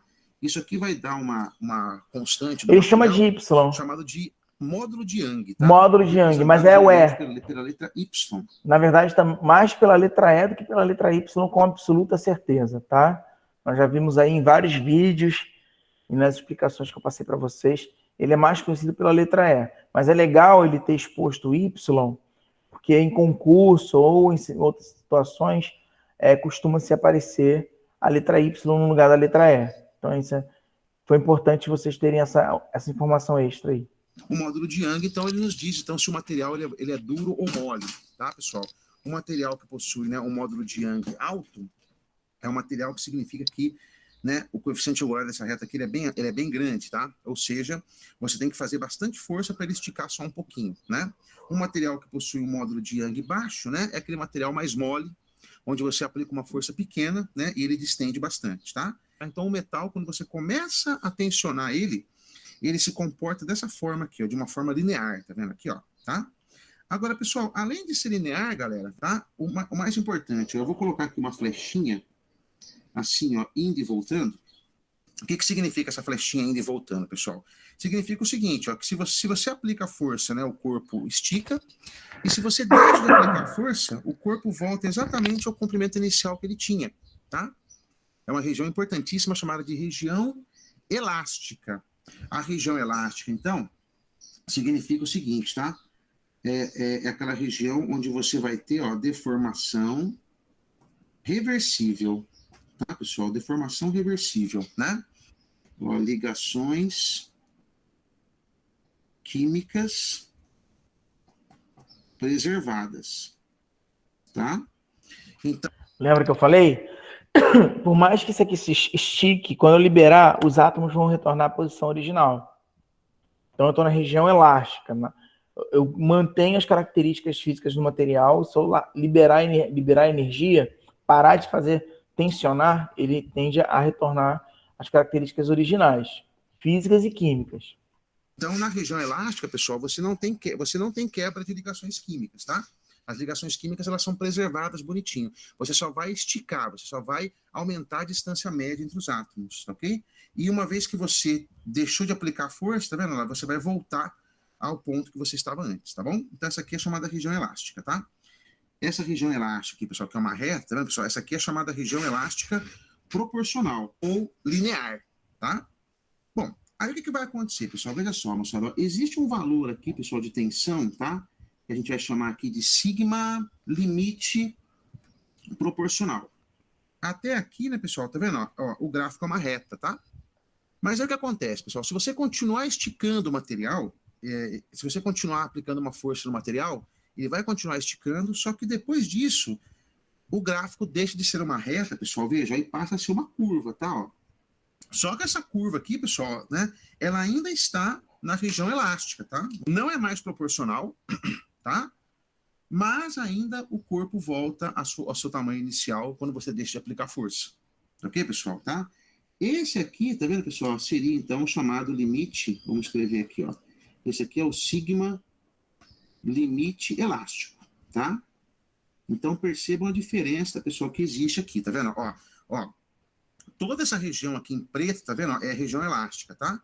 Só que qual é a diferença? Aqui no começo ela é uma reta, ela é proporcional, aqui ela deixa de ser uma reta, mas em toda essa região aqui você tem um comportamento elástico, ou seja, você retirou a força, retirou a tensão, o corpo volta exatamente ao tamanho que ele tinha antes, tá bom? A partir desse ponto aqui, pessoal, tá vendo aqui, ó, aí começa uma região, tá vendo, pessoal? Aí começa uma região, tá? Onde, É se você plástica. chegar, por exemplo, nesse ponto aqui, ó, ou seja, né, se você aplicar uma força, ó, até esse valor aqui, ó, quando você solta, né, pessoal, o corpo ele volta a um tamanho não mais L0, Não mais GL0. mas o É um L0, tá pouquinho vendo, maior pessoal, do né? que tinha anterior. Mais um certo delta L aqui permanente, tá, pessoal? O nome dessa região aqui em azul... Você conseguiu entender? Vocês conseguiram entender? A partir do momento que eu chego na região elástica, quando eu pego ela e faço uma reta paralela à elástica, a plástica, né? Um ponto é plástico, desculpa. Na região plástica, e eu gero uma reta naquele ponto paralelo à linha elástica, ele vai me dizer, ele vai contar a história do que aconteceu com ele. Ou seja, ele já não vai mais estar do tamanho inicial. Sei lá, era 10 centímetros, já não vai ser mais 10 centímetros. 10,00001 centímetro. Por quê? Porque ele ultrapassou da região elástica para a região plástica. Então, ele já não consegue mais retornar às dimensões iniciais. Vamos escrever aqui, ó, região plástica, tá? Então, pessoal, o que acontece com a região plástica, então, né? Na região plástica, então, você vai ter uma deformação permanente. Então, pessoal, a partir desse ponto aqui, tá, a partir do limite elástico, né? Começa então a acontecer, tá vendo, pessoal? Essa região aqui em azul, tá? Que é a região de deformação plástica, tá? Você rompe as ligações químicas, né? Vai existir aqui, ó, um escorregamento, tá? Dos planos atômicos. Você aplicando, tá vendo aqui, pessoal? Pouca força, tá vendo, ó? O corpo ele estica pra caramba, tá vendo, ó? Esse aqui, tá, pessoal, é o sigma máximo, tá? Então você consegue esticar o material, certo, pessoal, né? Aqui é o limite de deformação elástica, ou limite de resistência à tração, LRT, é chamado de LRT, tá? E aqui é o limite elástico, também chamado de limite de escoamento. Então aqui é o limite de escoamento e aqui é o limite de resistência à tração.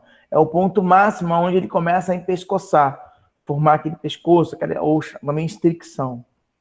Bonitinho, até a tensão máxima. Só que aí, pessoal, a partir desse momento, tá, galera, ó, se chegar na tensão máxima, o que vai acontecer? Ó, esse corpo ele vai esticar tanto, pessoal, tá? Que ele vai, então, começar a formar um pescoço. Vamos desenhar aqui, pessoal, o que vai acontecer desse ponto aqui em diante. Pessoal, ó, desse ponto aqui em diante, tá, pessoal? Começa a acontecer o chamado empescoçamento, tá? Ele começa a afinar no meio dele, ele começa a criar um pescoço, assim, tá vendo, pessoal? Ó, esse pescoço, ele começa a acontecer, tá? A partir dessa tensão máxima, tá vendo, ó, tá? E aí nós dizemos, tá, pessoal, que a partir dessa tensão máxima, galera, aí o corpo ele já tá começando a quebrar, tá? E, inclusive, passado desse ponto aqui, pessoal, olha que interessante, ó, você tem que aplicar uma tensão menor para continuar esticando o corpo, tá vendo, ó? Ou seja, você causou realmente um dano bastante grande no material, até que chega esse ponto aqui, né, pessoal, que é o chamado ponto de fratura, tá? Ou seja, né, pessoal, no ponto ele de rompe, fratura, né, separa em duas partes. O material quebra, tá? No caso, né, pessoal, de um metal, né, galera, né, que é um material, né, que estica facilmente, tá, pessoal, né, essa quebra, tá? Geralmente ela tem essa cara aqui assim, tá vendo? Ela só tem um empescoçamento, né, ó. Tem um empescoçamento, né, ó, né? E aí o corpo ele vai quebrar. Tá vendo, pessoal? Ela formando assim, né? Geralmente o material assim, tá metálico, tá? ele forma Mais uma vez, tá, pessoal? Não se esqueça. Ele forma um sistema parecido com ampulheta, quando é material metálico. Quando é material cerâmico, ele é plano, tá? E não tem o pescoçamento. É muito raro ter pescoçamento. Na verdade, raro para tipo, nunca. Por exemplo, quando digamos que eu tenho uma peça de cerâmica, sei lá, uma peça de cerâmica qualquer, de porcelana, e eu faço a tração nele, quando ela arrebenta, ela não faz, o efeito dela é efeito plano, a ruptura é plana, ela não faz o efeito copo, desluzamento. Por quê? Porque o material cerâmico, ele é um material que tem ligação iônica, e ligação iônica ela é extremamente forte. Ligação metálica já não é tão forte. tá? Igual a ligação, ligações, ligações metálica, iônica e, meu Deus, esqueci a outra ligação. Ligação metálica, iônica e, gente, covalente. Ligação covalente, que é geralmente dos materiais plásticos que possuem, né, as ligações covalentes. As ligações covalentes, elas são mais fáceis de serem manipuladas. E a ligação metálica está no meio e a ligação iônica é a mais forte de todas. Por isso que quando você consegue separar oficialmente os átomos de uma ligação iônica, o processo é abrupto, é rápido, puff, tá? É tão rápido que é mais rápido que a velocidade do som. Quando isso acontece, ele desloca o ar ao seu entorno e aí você literalmente ouve o som da ruptura. Porque o que é o som? É uma ação mecânica, né, de variação de vibração do ar. Isso acontece tão rapidamente quando ele rompe que você ouve o barulho da ruptura, da quebra, né? Enfim. Só que esse gráfico que a gente fez, tá vendo aqui, pessoal? Isso aqui é o gráfico, tá, pessoal, de um metal típico, tá? Vamos escrever aqui, ó. Esse aqui é o gráfico de um metal típico, tá? E os metais, tá, pessoal, por terem esse comportamento aqui, tá? Eles são chamados de materiais dúcteis, né? Então, o metal, tá vendo, pessoal? É um material dúctil, ou seja, é um material que ele estica bastante, tá vendo? Tá? Bom, galera, então é isso, tá, pessoal? Então, toda vez que você analisa, né, o jeito que um metal se comporta, né, sujeito à tensão, você vai ter um gráfico, tá vendo, pessoal, desse tipo aqui, tá vendo, né? Então, você vai ter um gráfico, né, uma região elástica. A região elástica geralmente tem uma região linear e uma região não linear, e uma região plástica, né, onde você vai ter aqui, né, pessoal, uma região, tá vendo, né, onde você estica bastante material até chegar a uma tensão máxima, e a partir dessa tensão máxima, então, você começa a criar um pescoço e já começa a fraturar o material, e chega uma hora que o material quebra, né, ele quebra, tá vendo, pessoal, formando aqui, ó, né, diminuindo, tá vendo, diminuindo de raio aqui na região onde você quebrou, tá bom? Agora, o que acontece, galera, por exemplo, né, para outros tipos de materiais, como, por exemplo, o vidro, né, como, por exemplo, as cerâmicas, como, por exemplo, o cimento, tá? Bom, galera, então, para materiais assim, né, pessoal, o que vai acontecer? Vai acontecer uma coisa assim, se você pegar, por exemplo, o vidro ou o cimento, né, materiais, né, que são bem diferentes do metal, o que vai acontecer, pessoal? Geralmente eles vão ter uma curva, tá vendo, galera, que é assim, ó, tá vendo, tá? Ó, então eles vão ter uma região linear, tá vendo, tá? Mas o que vai acontecer, pessoal? Essa região linear, tá vendo? Perceba que ela, né, ela tem uma inclinação muito maior, tá? Ou seja, né, pessoal? Ou seja, né, ó, o módulo de Young dela, né, do cimento, por exemplo, ele é muito maior do que o do metal, tá vendo? Né? Ou seja, né, ele deforma muito menos, né? Ele aguenta muito mais esforço, tá vendo aqui? Ó, essa aqui é a região linear, tá vendo? Tá? Só que aí, galera, o que acontece, pessoal? Só que aí chega num ponto, moçada, ó, que acontece a fratura do material. Ou seja, você vai aumentando, né? Você vai aumentando a tensão, né? Ele estica muito pouco, só que, né? Ele estica muito pouco, ele aguenta muito mais força do que o metal, tá, pessoal? Só que devido, né, à estrutura interna, né, pessoal, vamos supor, do cimento, né, do vidro e das ligações químicas que eles têm, né, pessoal, ele não tem essa capacidade, tá vendo, pessoal, de começar a esticar, né? Sim. Ou seja, né, ele não tem essa ductibilidade, né, que tem os metais. Na verdade, ele foi bem assim, tranquilo com relação a essa questão, porque na verdade isso aqui é quase encostando mesmo aqui, ó. Nem dá, é quase imperceptível você conseguir ver essa curva assim tão inclinada, ainda é mais inclinada ainda, mais próxima ainda da curva de tensão, principalmente para vidro ou uma cerâmica. Tá? E aí chega uma hora aqui, pessoal, que ele quebra, tá? Ou seja, pessoal, vamos escrever aqui, ó, um material, por exemplo, como o vidro, né? Como, por exemplo, o cimento, né? Cerâmicas em geral, tá? Elas têm, tá vendo, pessoal, esse tipo de comportamento aqui, tá vendo, tá? Ou seja, pessoal, podemos dizer, então, tá, ó, que o vidro, cerâmica e cimento, eles não possuem região plástica, ó que legal, pessoal.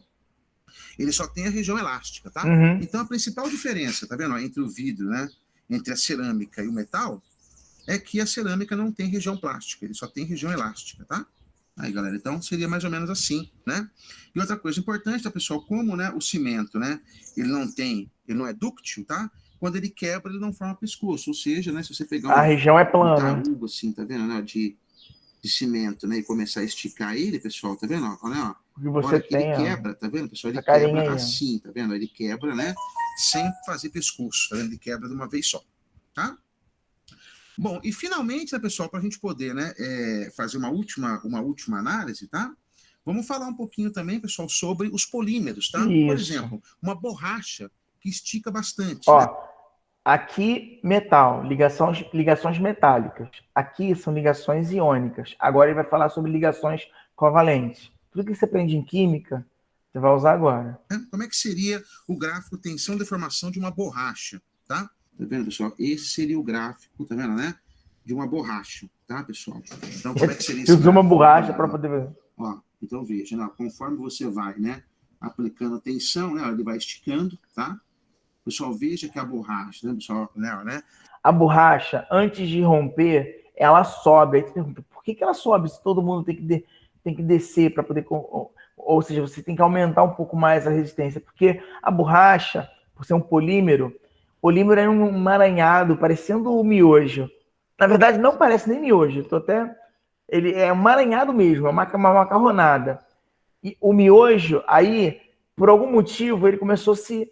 Quando você começa a puxar esse embaralhado, essa coisa toda enrolada, de repente essa coisa enrolada começa a ter uma orientação.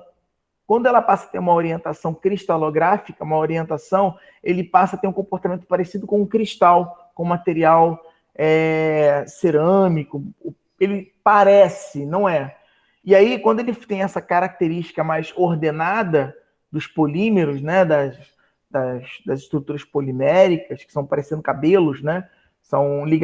As ligações poliméricas são ligações de um átomo com átomo com átomo, são átomos enormes, são estruturas atômicas enormes, tá?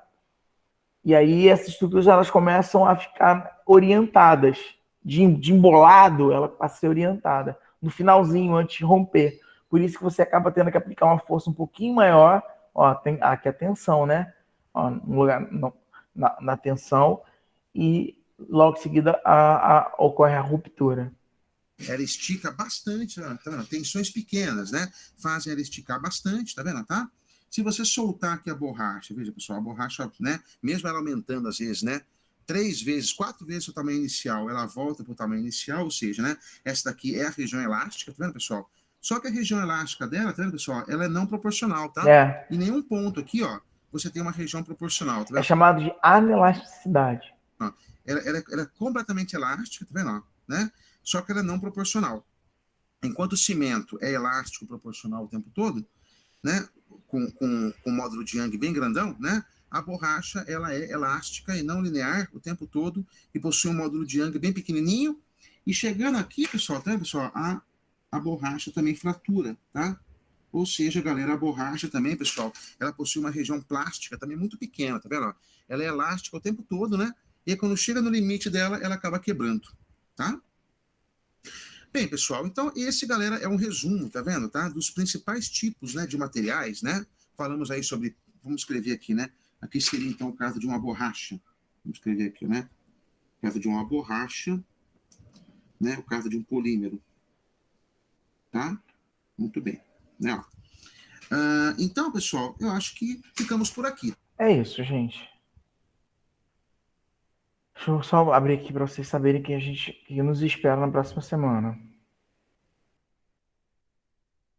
Bom, fui até aqui, aí expliquei essa parte, e aí semana que vem, com um pouco mais de profundidade, nós vamos falar sobre o modo de elasticidade, né? Vamos falar sobre estruturas anelásticas ou anelasticidade, aonde se aplica, o que se tem. Vamos falar sobre polímeros, como é o comportamento polimérico, que eu dei um resumo mais ou menos do que eu falei agora. Isso aqui vocês não vão aprender não, tá? Isso aqui é para o pessoal da engenharia. Da engenharia. Aí vamos entender um pouquinho disso aqui e vamos entrar nessa parte do conceito de resiliência, tenacidade, tá? E outras características, ductilidade, material frágil dúctil e assim por diante. Então, como a gente vai entrar numa nova seara, que vai precisar de um aprofundamento que a gente maior, eu não vou tomar o tempo de vocês, porque senão vai ser uma coisa corrida e não vai ter qualidade. Tá? Também porque eu gosto de apresentar exercícios e exemplos lúdicos para a gente deixar isso bem firme na cabeça da gente. Tá bom? Deixa eu voltar aqui para nós, para ouvir vocês. Cadê vocês? Olá, povo. Oi de novo. Todos satisfeitos? Alguma pergunta, algum questionamento, alguma dúvida? Não? Semana que vem a gente vai ter mais exercícios, tá? E mais exemplos, tá bom? Estou dispensado, vocês me dispensam. Vocês querem continuar? Fica a critério de vocês, sem problema algum. Esperando. Está dispensado, professor. Estou dispensado? Muito obrigado. Obrigado, Raquel. Valeu, Renan. Valeu, Eloy. Então, boa noite, professor. Boa noite, bom descanso, boa aula. Não, vocês não vão ter outra aula não, né? Geralmente aula de 3 tempos, vocês não tem aula depois. Mas bom descanso para vocês aí. Grande abraço. Beijo do gordo.